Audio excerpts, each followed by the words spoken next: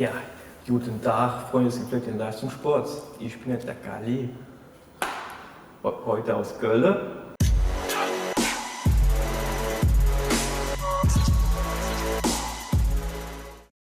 Hallo Freunde des gepflegten Leistungssports, herzlich willkommen zurück auf meinem YouTube-Channel. Heute aus Köln, im beachtlichen Köln, im Strong Move Club. Und neben mir auf dem Kopf stehend mein guter Freund Leon. Moin! Bekannt aus Funk und Fernsehen, der Moving Monkey. Schön, dass du da bist, oder dass ich da bin, Ja, mehr oder weniger. freut mich. Genau, was machen wir heute? Ich kriege ganz oft die Anfrage, Max, was kann ich machen? Ich bin nicht mobil. Willst du da gleich intervenieren? Ja, sehr gerne. Und zwar Mobilität ist so das Stichwort, was den meisten fehlt. Ja, weil Kraft ist so ein Ding, ja, easy. So eine 200er Kniebeuge, da muss ich noch echt viel trainieren. Aber was fehlt, ist die Mobilität, weswegen wir heute hier sind. Ich habe ja schon dir so ein paar Übungen mal gezeigt und du hast gemerkt, so, also irgendwie das ist was ganz anderes, als was ich normalerweise trainiere. Kannst ja gerne auch zwischendurch mal deine Erfahrungen dazu schildern. Letztlich will ich nur kurz vorher die Definition geben und dann gehen wir mal direkt in die Übung rein, was euch hilft, im Gewichtheben besser zu werden. Denn häufig gibt es so eine Stagnation, irgendwie ein Plateau und es ist nicht immer nur die Kraft, die du brauchst, diese aktive Verkürzung, dieses maximal anspannen können, sondern die aktive Verlängerung. Was meine ich damit? Ich gebe mal gerne ein Beispiel, was Mobilität ist. Viele denken, okay, pass auf, Mobilität ist beweglich sein, also den Spagat zum Beispiel. Aber daraus die Kraft zu entwickeln, nicht nur wieder aufstehen zu können, sondern in einem hohen Bewegungsausmaß Kraft zu haben. Das ist das, was du brauchst, wenn du unter 150, 60, 70 Kilo bist. Also ich will nur mal ganz kurz einmerken, ich kann das auch, aber ich bin noch verletzt. Also Ja, richtig, deswegen. Aus Gründen machen wir das nicht. Aber letztlich darüber, ihr braucht ein hohes Bewegungsausmaß in der Schulter, in der Hüfte und in der Wirbelsäule. Und da aber beweglich und stabil zu sein. Und das macht Mobilität. Und wir gehen jetzt erstmal, Schulter haben wir gesagt, machen wir als allererstes, denn das ist so das, wo die meisten eingeschränkt sind. Stichwort irgendwie Innenrotation, also das hier, diese Bewegung sieht bei den meisten dann so aus, weil einfach hier sehr, sehr viel Spannung drauf ist. Viel Muskulatur, Latissimus, Brust, Schulter, die das Ganze einschränken. Und da wollen wir jetzt erstmal dran gehen.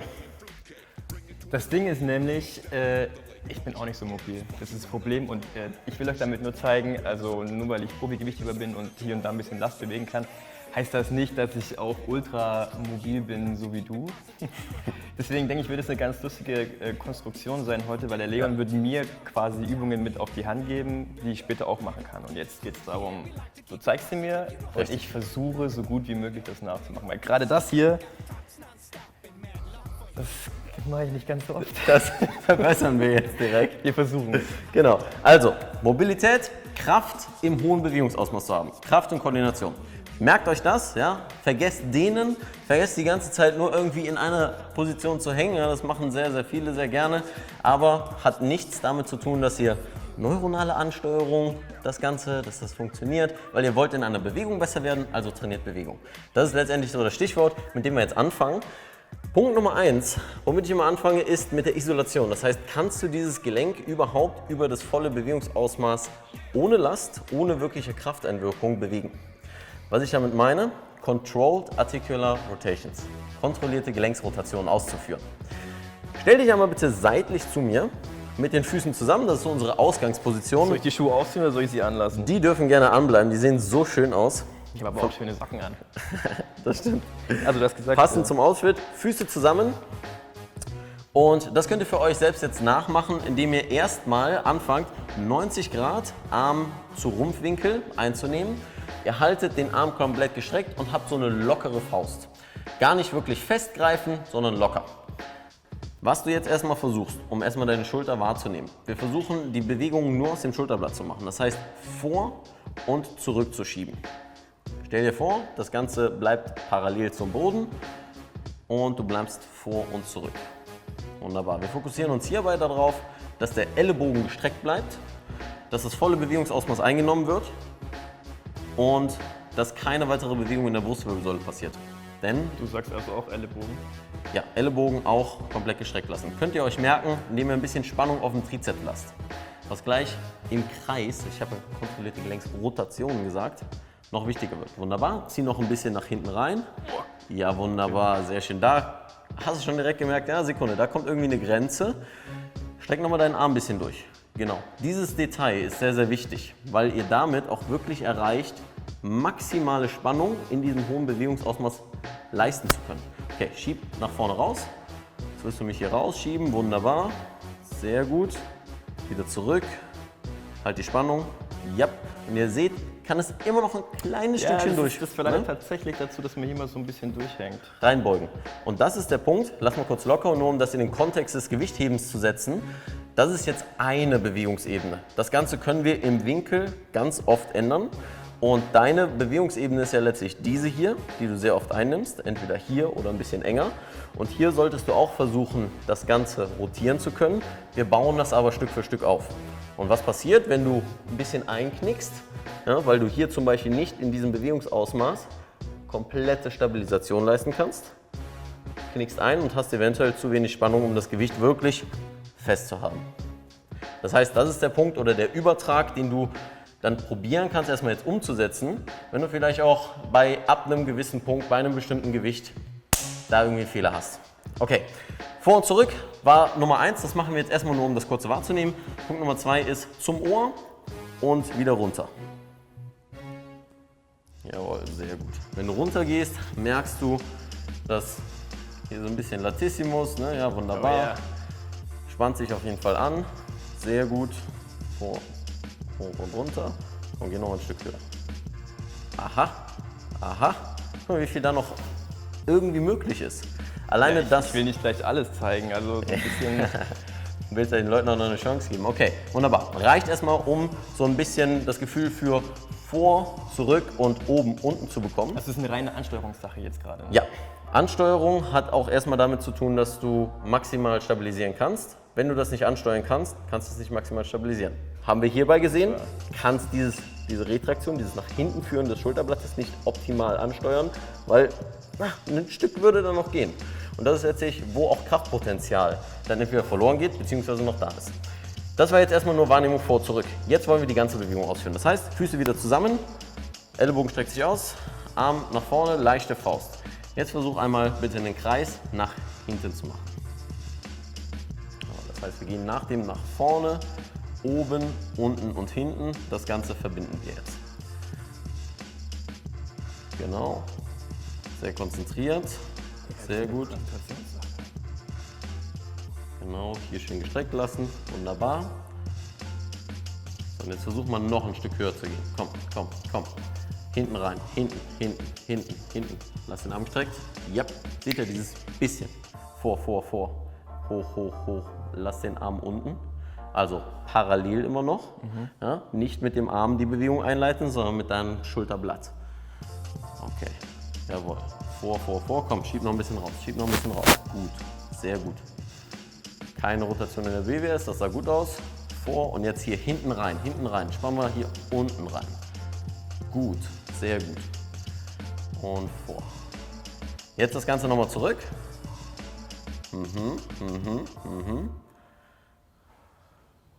Streck, streck, streck, streck. Jawohl. Ich piesack dich jetzt hier. Vor, vor, vor. Runter. Und warum ich die ganze Zeit hier an seinem Schulterblatt bin, hat einen Grund. Weil ich da letztlich ihm so einen propriozeptiven Reiz gebe, dass er sich da auch besser darauf konzentrieren kann. Und du merkst, vor geht ein bisschen schwieriger, ne? Oh, Knack. Sehr gut, Schulter gebrochen. Runter, runter, runter. Guck mal, da. Strecken und nicht zu mir. Gib mir kurz Zeit, ich muss mich konzentrieren auf die Dinge. Jawohl. Keinen Druck in meine Hand geben. Hoch, hoch, hoch und vor, vor. Komm, let's go. Gut, und einmal noch nach hinten, unten. Ja, das ist so ein bisschen der Punkt. Komm, bleib hier, hoch. Sehr gut. Und man sieht an Max' Gesicht, wenn du unten bist, locker lassen. Alles klar, super. Sehr gut. Wunderbar. Das Ganze natürlich auch noch für die linke Seite, aber das... Richtig, das Ganze natürlich für die linke Seite. Gut, das war Punkt 1. Ja. Was ist Punkt 2? Punkt 2 ist die Übung, die du auch sehr gerne machst und als du sie zum ersten Mal kennengelernt hast. Jawohl, sehr gut. Der Schwimmer. Dazu haben wir natürlich professionell etwas vorbereitet. eine Matte. Diese Matte letztlich brauchst du nicht unbedingt, ja. Das ist, aber ein bisschen netter als auf dem Boden, weil die Stirn wird den Boden berühren. Ich zeige sie erstmal kurz vor in einem schnellen Ablauf, bevor ich die einzelnen Punkte erkläre. Dazu muss ich die Kappe ausziehen bzw. umdrehen, denn ich habe eben gesagt, ich gehe mit der Stirn auf den Boden. Ich zeige diese ganze Sache und erkläre sie dann an Max.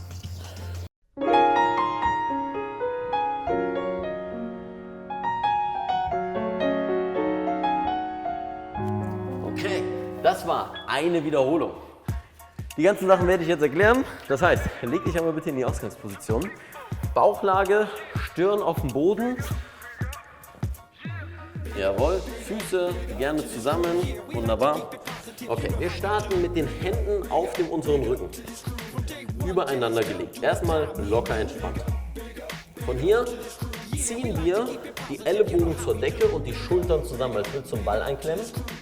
Im nächsten Schritt heben wir die Hände ab. Da hast du eine Sache, versuch mal bitte die Hände loszulassen. Jawohl, sehr gut. Nicht schummeln. Jetzt strecken wir die Unterarme aus und so wie ich das jetzt gerade erkläre, ich mache das extra, dass ich Max ein bisschen warten lasse. Ja, ich merke schon. So wie ich das jetzt erkläre, in diesen einzelnen Schritten geht ihr das bitte vor. Nicht schnell durchgehen. Ihr wollt maximale Bewegung und maximale Kraft dort leisten. Alles klar, wir drehen die Daumen nach außen, das wird gerne falsch gemacht. Ihr seht, dass ihr richtig seid, ihr habt das gerade an Max Schultern gesehen, dass sie nach hinten gehen. Hier nochmal zurück in diese Innenrotation der Schulter, wunderbar. Die Schultern gehen tendenziell mehr nach vorne, das sehen wir auf dem Rückweg. Also ihr seht, dass ihr die Daumen richtig gedreht habt, drehen wir wieder nach außen in die Außenrotation, dass die Schultern hinten zusammengehen. Alles klar. Mit gestrecktem Arm über den Kopf. Und dabei versucht ihr wirklich maximal das Bewegungsausmaß auszunutzen, indem ihr einfach weiter nach oben geht. Dreh gerne auch noch weiter auf, aufdrehen, genau, bis du über dem Kopf bist. Jetzt kommen die Hände zusammen, das heißt Unterarme knicken wieder rein, über den Kopf. Das wäre so ein bisschen Bombenalarm. Wunderbar, Schulterblätter zusammen und Ellenbogen zur Decke und locker lassen. Und locker lassen, das auch wieder nur kurz, deswegen gehen wir direkt wieder nach oben. Ellenbogen nach oben, Schulterblätter zusammen, jetzt strecken die Unterarme aus. Wunderbar, jetzt kommen wir in die Gegenposition, was ich eben erklärt habe mit den Daumen. Ihr geht nach innen zum Boden. Das heißt, die Schultern drehen nach vorne und mit dem gestreckten Arm hinten über den Po. Das heißt wirklich über den Po. Hoch, hoch, hoch, hoch, hoch. Jawohl, versucht zu atmen dabei. Erkläre ich gleich noch einen Punkt. Und dann Unterarme rein. Sehr schön übereinander. Hier auch nochmal ein bisschen halten. Das ist von der Innenrotation der Schulter, wovon ich eben gesprochen habe, was bei vielen der Fehler ist. Und dann hat er sich verselbstständigt und hat eine Pause eingelegt. Genau, das wäre der letzte Punkt gewesen. Super, danke dir. Meine Nase ist irgendwie verrutscht. Bitte einmal auf Max rotes Gesicht schauen und ihr seht, das meine ich damit. Beweglichkeitstraining. Es ist Übungssache, ich schwör's euch. Also die Anfangsversuche waren bei mir auch relativ schwer, Ja. aber wenn man das so ein paar Mal macht, Und wir werden jetzt aufs nächste Dann läuft Level das. gehen. Das Ganze kann man natürlich noch mit Zusatzgewicht machen. Ja. Und halbe Einheit. wie fühlt sich deine Schulter jetzt an? Im Vergleich einfach zu vorher. Warm. There you go. Wunderbares Warm-up. Ja. Mobility als Warm-up zu nehmen, kein Stretching, gerne deine Herzfrequenz auch mal hochbringen, ein bisschen Paraergometer. Ne? Das Video von Team Andro hat ein bisschen schön geradelt und dann ging es los mit noch ein paar Übungen dazwischen. Das wunderbar als Warm-up zu sehen. Ich habe noch eine Sache gesagt, du hattest letztlich den Punkt der Atmung. Das war ein bisschen schwer. Ist eine Sache von, okay, dein Nervensystem arbeitet wirklich sehr stark. Es ist keine einfache Sache jetzt, aber das ist, was mit der Zeit immer einfacher wird, wenn ich entweder in den Handstand gehe, zu sagen, alles klar, ich bin in einem Handstand und kann hier wirklich noch locker reden, dann ist das eine Sache, mir gehört diese Bewegung. If you can breathe in that position, you don't own that position. Und das gilt für diese Sachen wie den Schwimmer genauso. Wenn du daran nicht atmen kannst, ist es ganz schön schwer. Dann gehört sie dir noch nicht so wirklich und du willst die Dominanz über diese Übung erhalten. Genauso wie die Dominanz über die Stange. Zweite Übung. Du Haben sagst wir wieder fertig vor, gemacht? oder? Letzte Übung. Are you ready? Sehr schön. Aber mache ich gleich am Anfang oder machst du erstmal wieder vor? Ich zeige mal die Variante, die sehr häufig gemacht wird und dann machen wir das mit dem Band. Genau, das nehmen wir dann gleich. Judy. Okay, Matte weg. Das brauchen wir nicht mehr. Eine Sache, die sehr häufig gemacht wird, ist so ein Schulter-Dislocate. Dabei disloziert die Schulter nicht, also kugelt nicht aus. Wird gerne gemacht mit einem Stock, ja, und dann hier diese Geschichten. Sehe ich sehr, sehr häufig, auch in so ein paar ATG-Videos, ja, dass dann mit dem Stock hingegangen wird und dann so die Schulter warm gemacht wird. Oder halt mit der 20 Kilo Hantel, das sieht man auch relativ oft. Klar, Mach ich natürlich. persönlich auch so. Also Ja, das wäre ja auch viel zu einfach, mit dem Stock das zu machen. Ich bin letztens auf dem Workshop so ein bisschen darauf gekommen, so, mit dem Stock, ja, nee. Also die Kraftwirkung ist halt nicht wirklich da. Du drehst die Schulter, aber das kannst du auch ohne Stock machen, indem du einfach diese Geschichten machst. Die Schulter-Dislocates machen wir mit dem Juten-Deuser-Band. Ja, da haben wir entweder rote oder schwarze Auswahl, ganz in den Farben des Strong Move Clubs, in dem wir hier sind, zu Gast. Ich finde aber, das rote ist ein bisschen zu leicht für dich, deswegen nehmen wir doch das schwarze. Warum jetzt das Ganze mit dem Band? Ganz einfach, weil du immer eine Kraftwirkung hast von verschiedenen Winkeln aus. Das ist beim Stock nicht gegeben. Da gibt es so ein paar Sachen, die kann man gerne Richtung Boden machen, dann ist und mit einer Gewichtsscheibe drauf. Finde ich es aber ein bisschen unglücklich, das Ganze. Deswegen nehmen wir das Band, machen das ganz einfach. Nehmen wir mal hier vorne, machen das ungefähr, ja, wir machen es ein bisschen weiter von unten. Ja, das heißt, es ist ein bisschen mehr Zug da noch drauf. Ungefähr so Hüfthöhe wäre eine gute Höhe. Okay. Dann greift das Band bitte mal von innen, das heißt so. Jawohl, 1 und 2 mit beiden Händen. Warum wir das Band jetzt nehmen? Kraftwirkung in verschiedenen Bewegungsrichtungen. Habt ihr beim Schwimmen schon gemerkt, ist das jetzt nochmal eine wunderbare Ergänzung dazu. Und auch ein bisschen skalierbarer, weil du kannst hier natürlich weiter weggehen, dadurch wird es anstrengender, näher dran gehen, um es dir einfacher zu machen. Komm ein bisschen hier hin, da ist ein wunderbarer Schrank. der ist von Ikea, oder? Ja, wollte ich gerade Das sagen. sieht man doch sofort. Ah, schönes Billigregal. Aus Das hast du Schweden. gut gekauft, Jung. Okay, Das habe ich auch zu Hause. von hier machen wir Folgendes. Du ziehst das Band ein wenig auf Spannung, ein wenig, brauchst gar nicht so, ein bisschen breiter als deine Hüfte und gehst damit in die Elevation. Das heißt, einmal schön nach oben führen. So, und jetzt kommt so ein bisschen der Tricky-Punkt, dass du das Ganze noch weiter hinter deinen Rücken führst. Das heißt, weiter auseinanderziehen, Schulter dreht nach vorne. Das Ding reißt. dann habe ich richtigen Fetz im Das Gesicht. ist Deuser-Qualität. Ja, das ist auch schon gerissen. Okay. Nehmt natürlich kein poröses Band, da hat Max vollkommen recht. Das wäre richtig blöd. Das klatscht, Leute. Okay, das heißt, Zug nach außen, Elevation der Schulter. Wenn ihr über Kopf seid, drehen die Schulter nach innen, jawohl. Also hier reindrehen. Das heißt, du versuchst deine Schulter ein bisschen nach vorne zu ziehen. Schön raus, nach hinten drehen, wunderbar. Sehr gut. Und mach noch eine Wiederholung. So, ihr seht natürlich über Kopf wird es ein bisschen enger, dementsprechend müssen wir das Ganze ein bisschen weiter ziehen. Und hierbei, wir haben immer eine Kraftwirkung nach außen und wunderbar. Okay, wunderbar. Schön von innen greifen, dann drehen die Arme auf. Wunderbar, versucht im Bauch und im Hintern ein bisschen fester zu bleiben, nicht zu sehr aus der Brustwirbelsäule zu überstrecken. Genau, das ist eine Schultermobilisation. Keine Wirbelsäulenmobi, machen wir gleich. Nächstes Video. Psst. Okay, versucht zu atmen dabei. Auch wieder der Punkt Atmung. Wenn es anstrengend wird, atme aus. Du brauchst kein Valsalva-Manöver, also nicht wie bei einer Max-Kraft-Kniebeuge. Max-Kraft, witzige Wortkombination.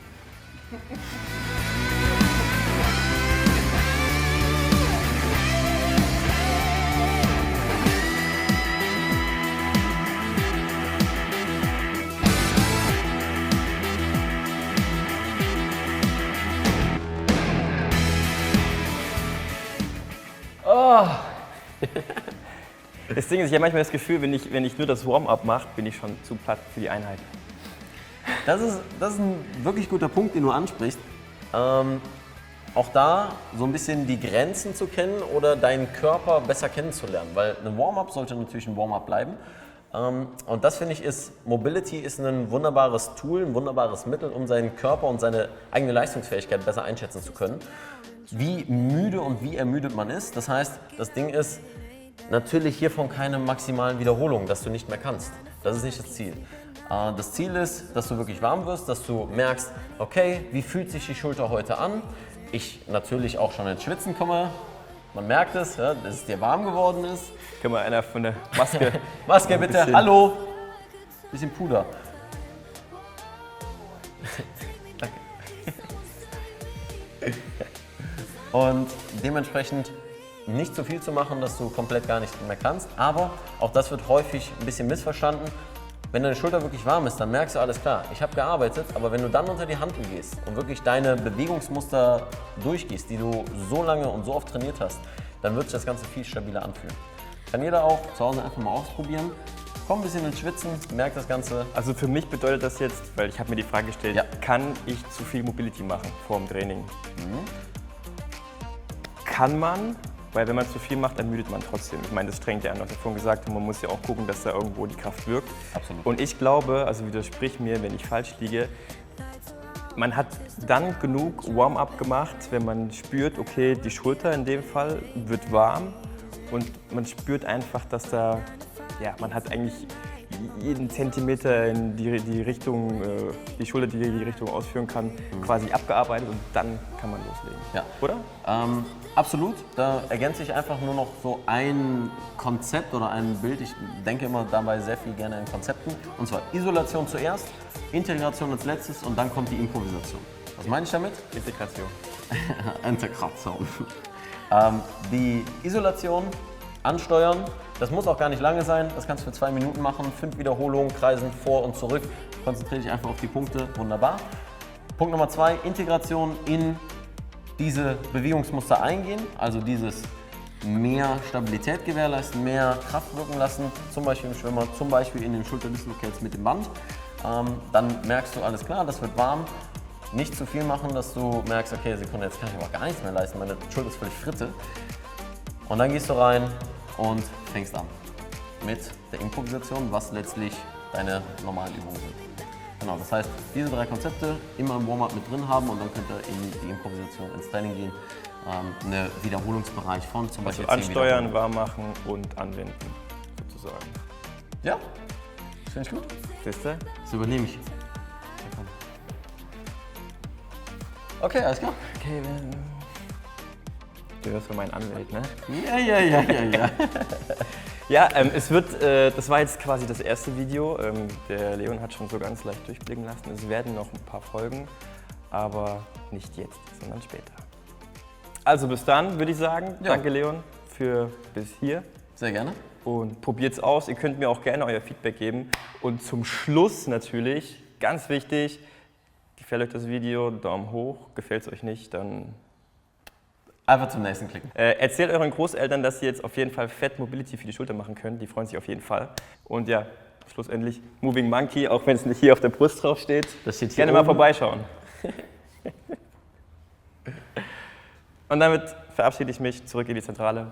Ciao.